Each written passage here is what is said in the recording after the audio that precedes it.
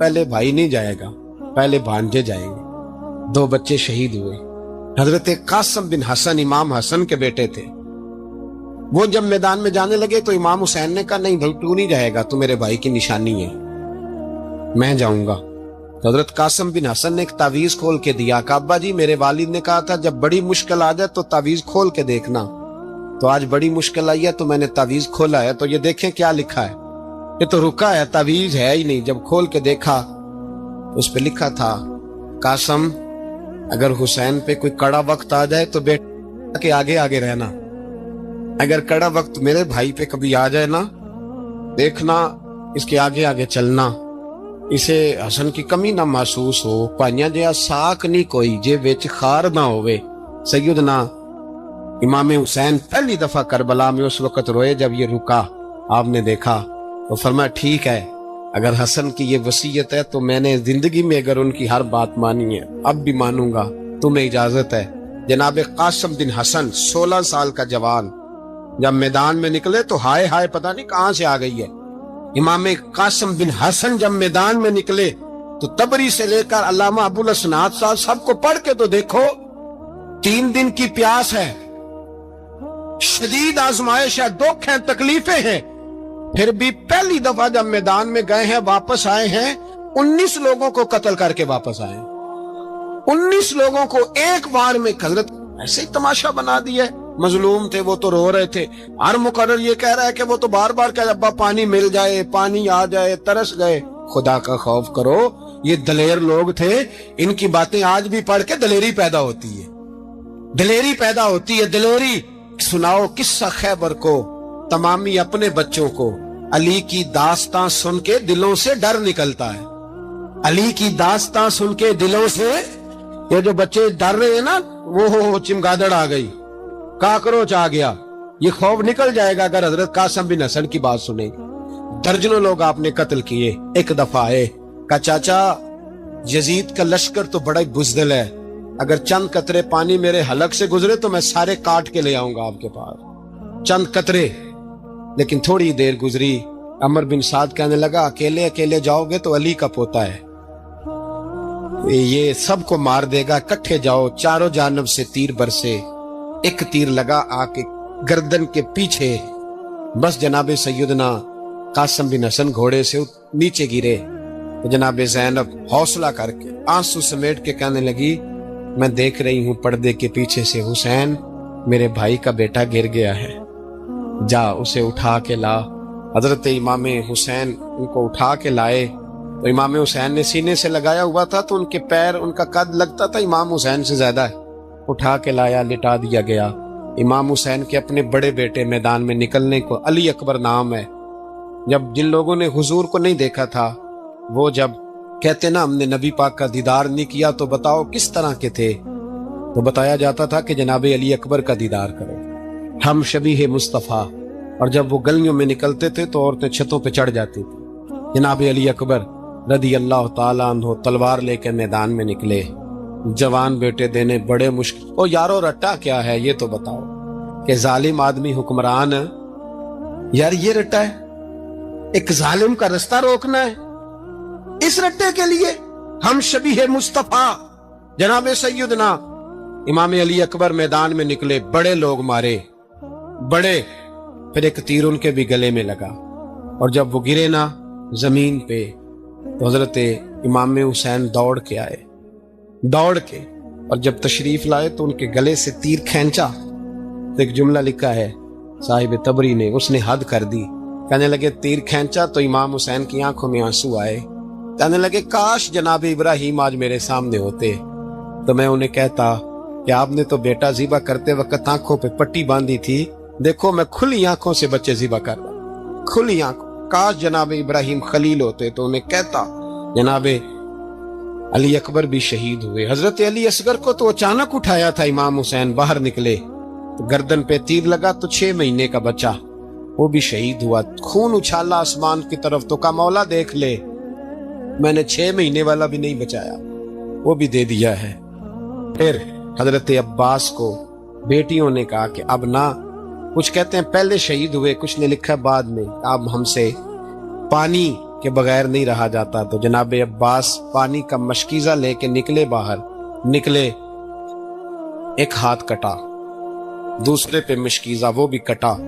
دیکھ لو میں پس منظر پہ ہوں ابھی تک، میں بتا رہا ہوں کہ جہاد کس کے خلاف تھا؟ ظالم حکمران کے خلاف، ظالم کافر کے خلاف نہیں، مشرک کے خلاف نہیں۔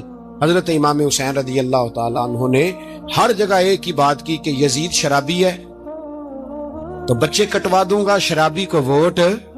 یہ ایک نہیں، ہر کتاب میں یہی لکھا، ہر کتاب میں، اور ہر مسلک کی کتاب۔ یزید چونکہ مجرے دیکھتا ہے، رنڈیوں کا ناچ دیکھتا ہے، بچے کٹوا دوں گا، اس کے ہاتھ میں ہاتھ۔ امام حسین نے فرمایا چونکہ اللہ کی حدوں کو توڑتا ہے، حقوق اللہ پامال کرتا ہے، حدود اللہ، بچے کٹوا دوں گا لیکن اس کے ہاتھ میں ہاتھ۔ سارا دن خود مجرا دیکھنا اور 10 محرم کو 2 دیگیں پکا کے حسینی بن جانا، سارا سال خود گند مند کرنا، شرابیوں کے ساتھ رہنا، اور 10 محرم کو 2 آنسو بہا کے یاد رکھنا۔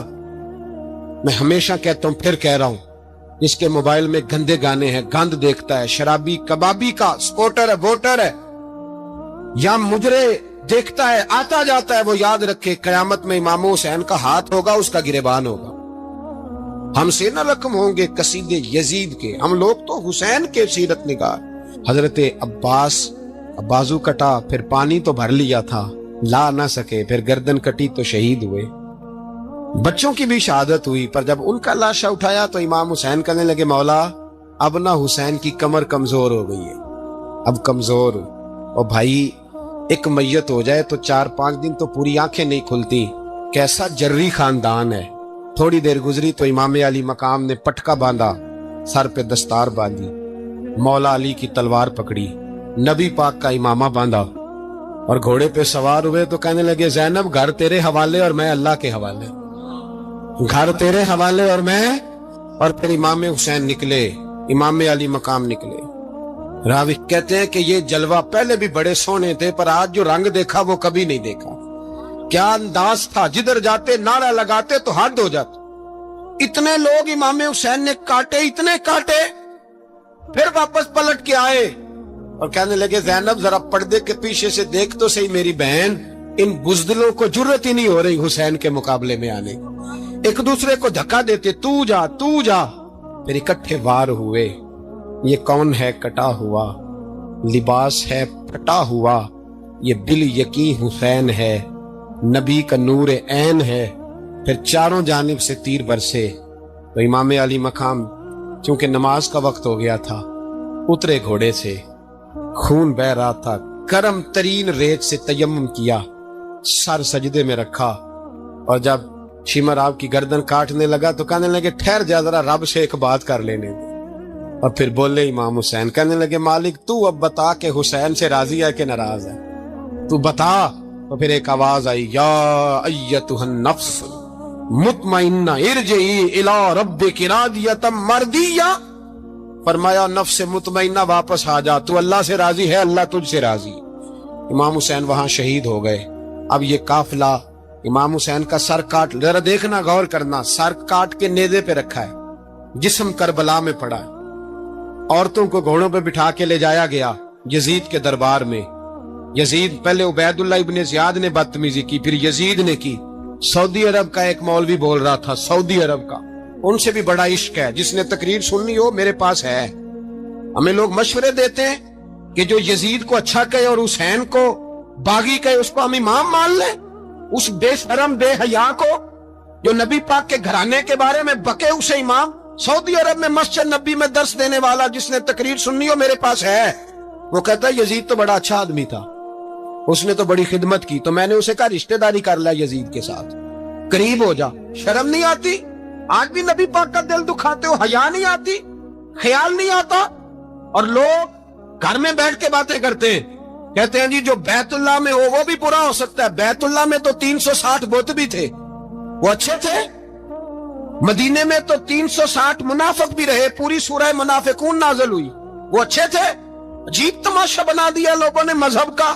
کہتا ہے یزید نے تو بڑی خدمت، تو عبید اللہ ابن زیاد نے قتل کیا۔ بے شرمو، اگر عبید اللہ ابن زیاد نے بھی قتل کیا تھا تو حکومت کس کی تھی؟ تو پھر یزید نے عبید اللہ ابن زیاد کو سزا کیوں نہیں دی، بلکہ ایک جگہ 2 گورنریاں دی اس کو؟ یہ حال کیا. بلکہ سنو کہ یزید چھڑیاں مار رہا تھا, چھڑیاں امام حسین کے لبوں پہ. تو نعمان بن بشیر صحابی تھے, بول پڑے, کہنے لگے یزید بدبخت, ہاتھ پیچھے اٹھا, مجھے اللہ کی عزت کی قسم میں نے سینکڑوں بار نبی پاک کو ان ہونٹوں کو چومتے دیکھا ہے.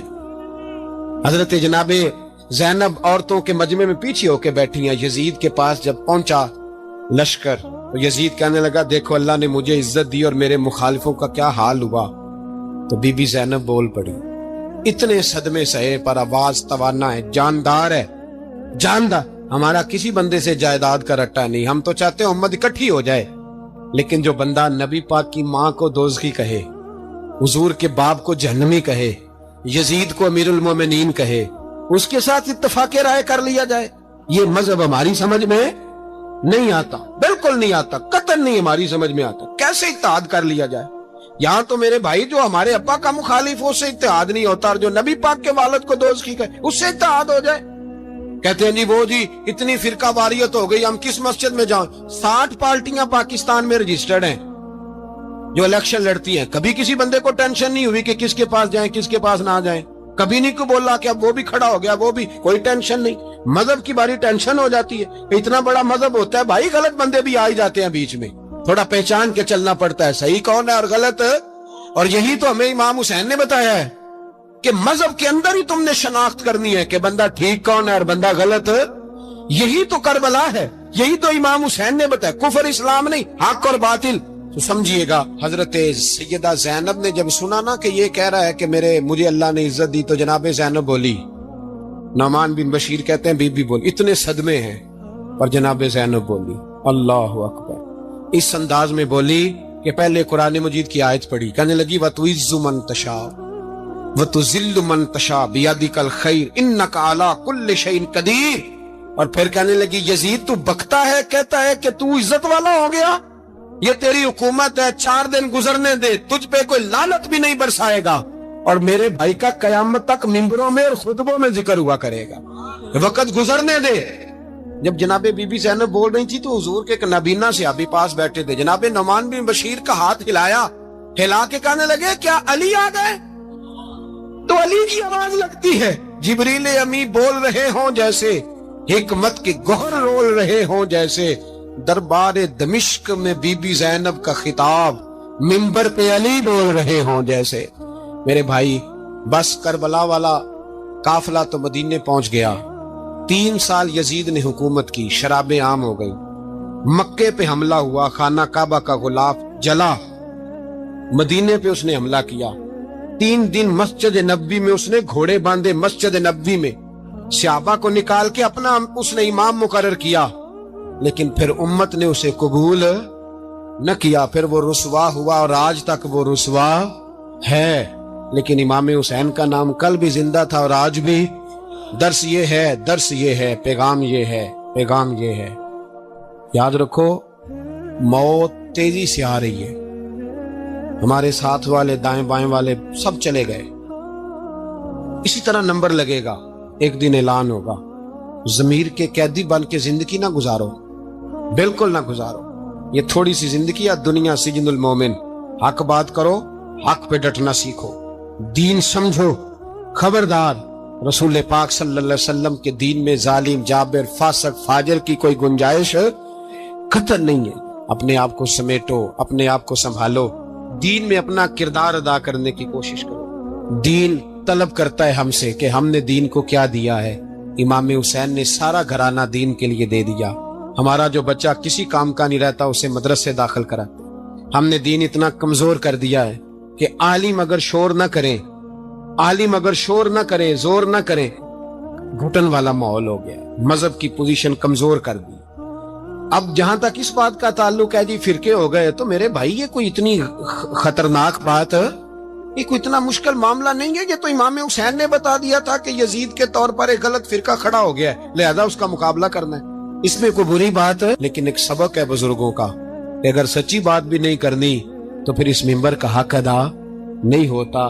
جو سچ بولے وہ حسینی ہے, جو ظالم کے سامنے کھڑا ہو جائے وہ حسینی ہے. جو مصلحت کوش ہو, جو کہے ٹائم نہیں, گراؤنڈ ریالٹی نہیں, حالات نہیں, طبیعت نہیں, موقع نہیں, تو ابھی امام حسین کے پیغام کو نہیں سمجھا۔ میں بہت سارے بزرگوں کا نام اس لیے نہیں لیتا کہ لوگ ایسے نہ کہیں کہ کسی کا نام کیش کرایا جا رہا ہے، لیکن میں نے سارے مناقب پڑھے ہیں، میری لائبریری میں کتابیں ہیں، میں پڑھتا رہتا ہوں، میں سفر میں بھی ساتھ رکھتا ہوں۔ لیکن حضرت شیخ عبدالصبور بیگ منشور ہزاروی کا شعر امام علی مقام کے مقابلے میں اس طرح کا ہے کہ مجھے سارے شاعروں سے زیادہ وزنی محسوس ہوتا ہے۔ انہوں نے کہا تھا، اس شاہ مشرقین کی، اس نور عین کی، مطلوب ہے جہاں کو قیادت حسین کی۔ دیکھیے ذرا حسن، میری گردن جھک جاتی ہے جب میں یہ بات کرتا ہوں، ایمانداری سے کہہ رہا ہوں، جوش خطابت نہیں، میری گردن جھکتی ہے جب میں یہ لفظ ادا کرتا ہوں۔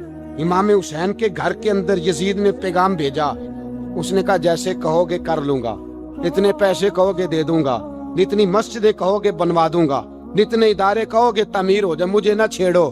آپ نے فرمایا نا، امام علی مقام میدان میں نکلے، ڈٹ کے نکلے، اور امام نے فرمایا میدان میں نکل کر کہ میرا وطن مدینہ ہے۔ امام علی مقام آرام سے مسجد نبی میں بیٹھے تھے، زمانہ پوری دنیا سے جاتا تھا، ہاتھ چومتا تھا، قدموں میں بیٹھتا تھا۔ اتنے بڑی عظمت والی بھی کوئی شخصیت ہوگی جس کے رگوں میں رسول اللہ کا خون دوڑتا ہے، جسے حضور اپنی زبان مبارک اس طرح وہ چوسا کرتے تھے جیسے عرب کے لوگ پیاس کے عالم میں کھجور چوسا کرتے تھے۔ اتنا بڑا بھی کوئی شخص تھا، لیکن جب دین پہ کڑا وقت آیا تو حسین نے مسجد کی خطابت نہیں بچائی، آستانہ نہیں بچایا۔ امام علی مقام نے کہا کوفہ لٹتا ہے تو لٹتا رہے، دمشق میں فساد ہوتا ہے تو ہوتا رہے، وہ ملک شام کی بچیاں رو رہی ہیں تو روتی رہیں کہ ہم پہ یزید قابض ہو گیا، میری مسجد آباد ہے، کافی ہے نا۔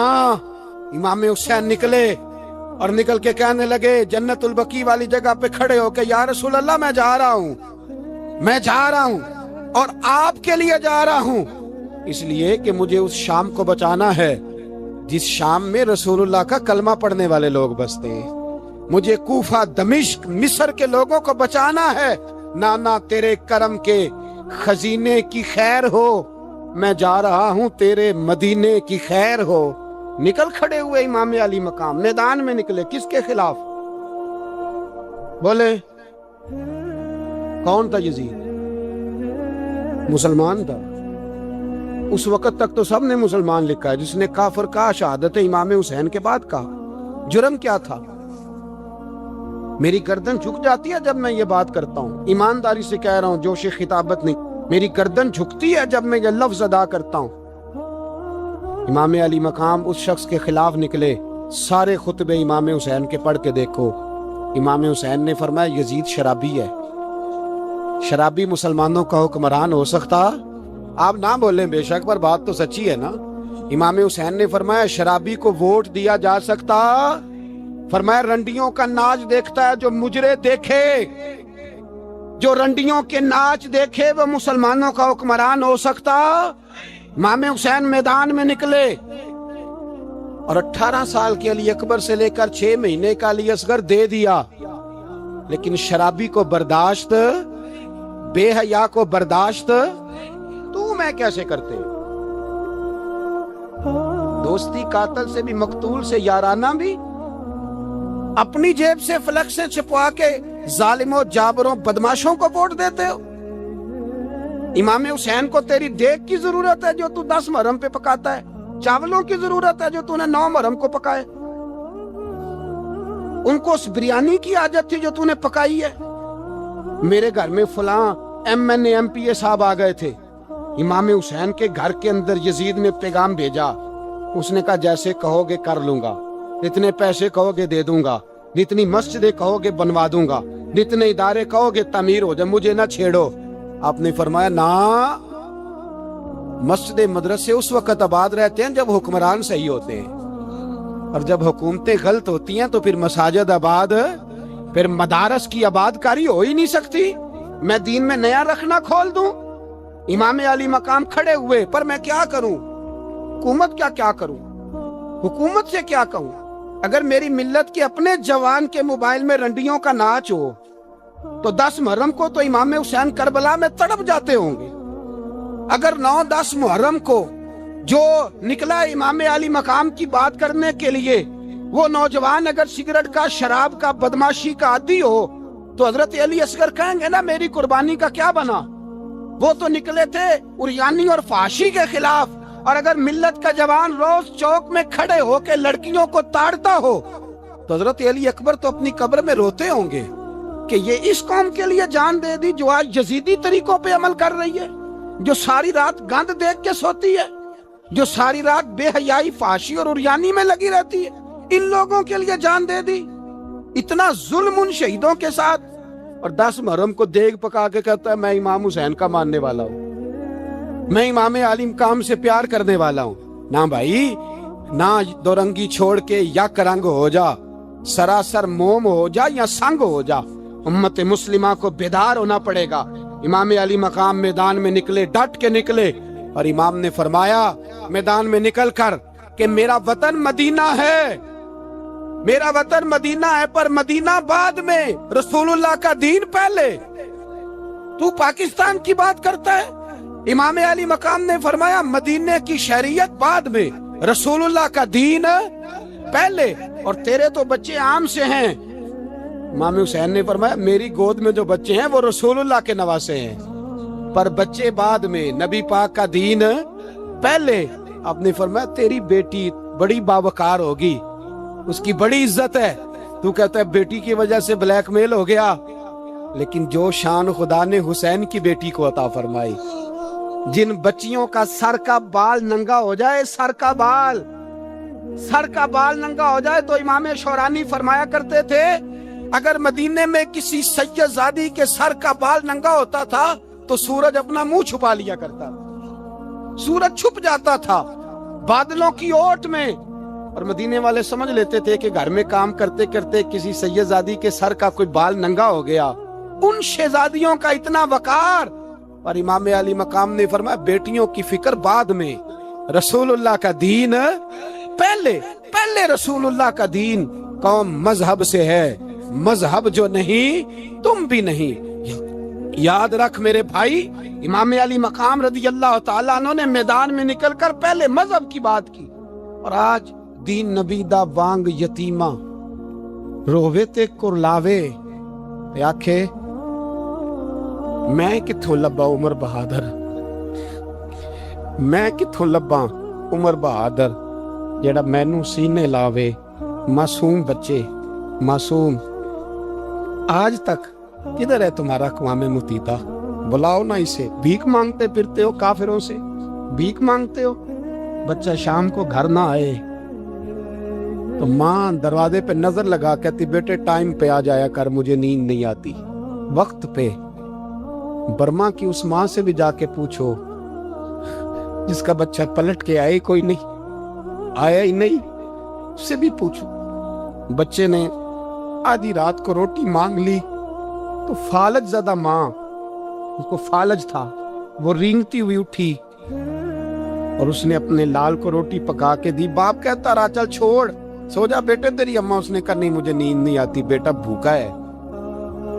اس ماں سے بھی کبھی پوچھ، اس ماں سے جو بنگلہ دیش کے خیمے میں بیٹھی ہے، تو بی بی سی لندن کا رپورٹر کہتا ہے کہ تیری خواہش کیا ہے؟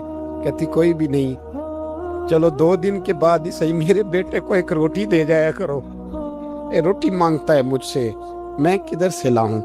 یہ لوارث قوم ہے، میں حکمران سے جا کے بات کروں جب میرا اپنا نمازی مسلمان کہتا ہے پہلے پاکستان کے بچے تو پال لو؟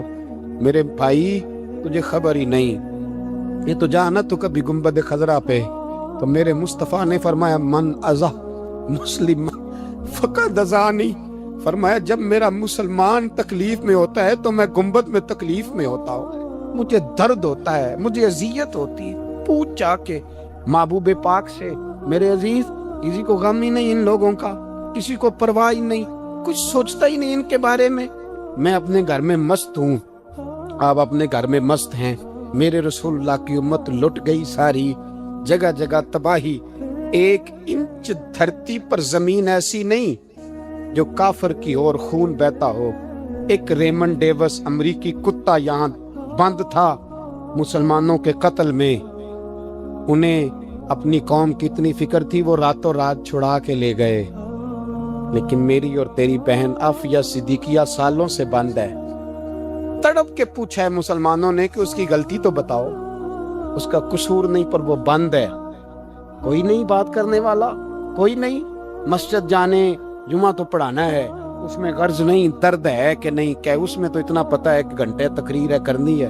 پیر صاحب صبح سے شام تک تعویذ لکھتے، سیاستدان صبح سے شام تک جنازہ بھی تب پڑتا ہے کہ مجھے ووٹ ملیں گے۔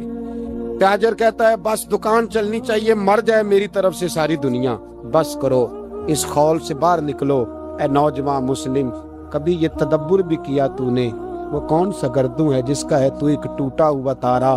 تو نے سوچا ہی نہیں کبھی، تجھے کبھی خبر ہی نہیں ہوئی کہ یہ کس قدر بڑا کام تھا؟ میرے رسول پاک صلی اللہ علیہ وسلم کے غلاموں جاگو۔ جاؤں حضرت سعد بن ابی وقاص کے پاس، قادسیہ کی جنگ ہو رہی تھی، کافر بلا رہا تھا، آؤ اگر کوئی ہے تو آؤ، آؤ مقابلے میں۔ حضرت سعد بن ابی وقاص نے گھوڑے دوڑا دیے، دشت تو دشت ہیں، صحرا بھی نہ چھوڑے ہم نے، بحر ظلمات میں دوڑا دیے گھوڑے ہم نے۔ حضرت سعد بن ابی وقاص نے گھوڑے دوڑائے، آگے دریا آ گیا، کوئی پل نہیں، کوئی شے نہیں، اسلام کی عزت کا سوال ہے۔ حضرت سعد بن ابی وقاص نے ہاتھ اٹھائے اور کہا اے اللہ، اگر تو موسیٰ کی نافرمان قوم کو رستہ دے سکتا ہے تو تو ہمارے دلوں کو جانتا ہے، ہم تو اپنے رسول کے فرما بردار غلام ہیں۔ آنا مہربانی کر کی اگر تو نے دل مسلم کی دل جوئی نہیں تو ہمیں تانا دیں گے بت کے مسلم کا خدا کوئی نہیں۔ کہا اے اللہ مہربانی فرما، اگر تو حضرت وَإِذْ فَرَقْنَا بِكُمُ الْبَحْرَ فَأَنْجَيْنَاكُمْ وَأَغْرَقْنَا آلَ فِرْعَوْنَ، اگر تو حضرت موسیٰ کی قوم کے لیے دریا پھاڑ سکتا ہے تو ہم تو نبی پاک کے غلام ہیں۔ صحابہ کہتے ہیں جناب سعد نے دعا مانگی تو دریا نے رستہ عطا فرما دیا۔ یار تو دعا بھی نہیں مانگتا؟ حضور نے فرمایا دعا صلاح المومن، دعا مومن کا ہتھیار ہے، تو نے یہ بھی چھوڑ دیا ہے۔ اب تو باتیں کر کے، تبصرے کر کے، ٹی وی دیکھ کے، اپنی رائے قائم کر کے، کومنٹس کر کے سو جاتا ہے، یہ بھی سوتا خشک ہو گیا، تو دعا تک نہیں مانگتا۔ فرماتے ہیں دعا مانگی تو دریا نے رستہ دیا، اور جب اس کنارے نکلے تو حضرت سعد کہنے لگے کسی کی کوئی شے تو نہیں رہ گئی دریا میں، کوئی چیز تو نہیں رہ گئی؟ ایک صحابی کہنے لگے پیالہ رہ گیا ہے، تو حضرت سعد فرمانے لگے او دریا ہمارا پیالہ واپس نہیں کر دیتا؟ تو کہتے ہیں کہ لہر آئی تو پیالہ بھی باہر پھینک گئی۔ او بھائی، ہم اسی رسول کا کلمہ پڑھتے ہیں جن کا حضرت سعد بن ابی وقاص نے کلمہ پڑھا تھا، اور کسی جگہ میرے نبی پاک نے نہیں فرمایا اللہ صحابی کی سنے گا بعد میں آنے والوں کی نہیں سنے گا، کسی جگہ نہیں کہا۔ پر تو کشکولے دعا بھی نہیں اٹھاتا، مصیبت میں بھی اب یاد خدا ہم کو نہیں آتی، دعا منہ سے نہ نکلی، جیبوں سے عرضیاں نکلی، تو یہ کام بھی نہیں کرتا۔ میرا دل کرتا تھا چلو اور کچھ نہ ہو، مسجدوں میں اجتماعی دعا ہی ہو جائے، پر اس طرف بھی توجہ نہیں، وہاں بھی کہتے ہیں مولوی صاحب جلدی کرو گھر جانا ہے، اتنی لمبی دعا، اور کومنٹس کر رہے ہیں لوگ، کہتے ہیں آپ اپنے گھر کی سوچیں۔ میرے بھائی دعا، صلاح الدین ایوبی فلسطین کی جنگ لڑ رہے تھے، خبر آئی کہ عیسائیوں کا ایک بحری بیڑا، بحری جہاز اسلحہ لے کے آ رہا ہے، نیزے ہیں، تلواریں ہیں، تیر ہیں۔ صلاح الدین ایک بزرگ تھے، ان سے ملے تو کہنے لگے بابا جی آپ بھی دعا کرو۔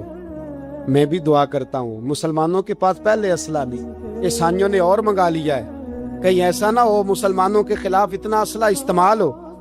یہ بات کہی، بابا جی کو دعا کا کہا، خود مسجد اقصیٰ میں ساری رات روتے رہے۔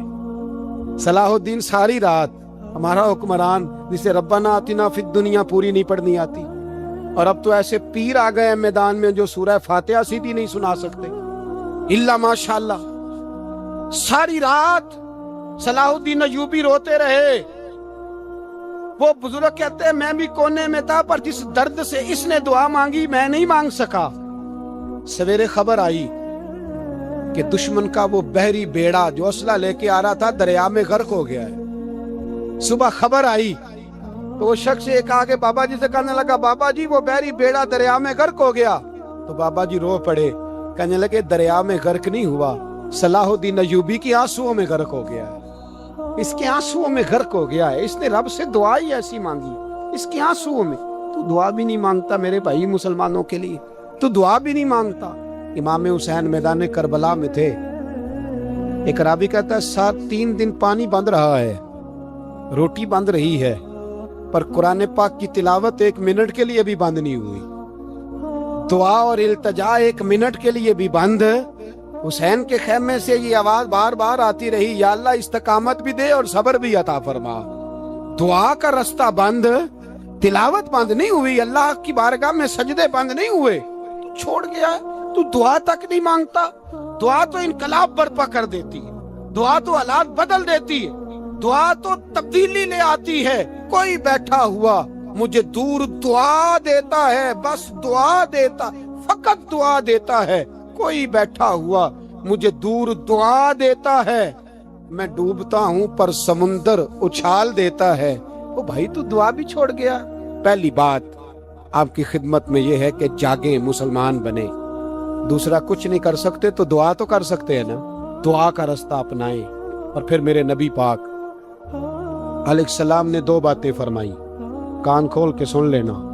2 باتیں حضور نے فرمایا, ایک وقت آئے گا کہ میری امت کے خلاف کافر ایک دوسرے کو آوازیں دیں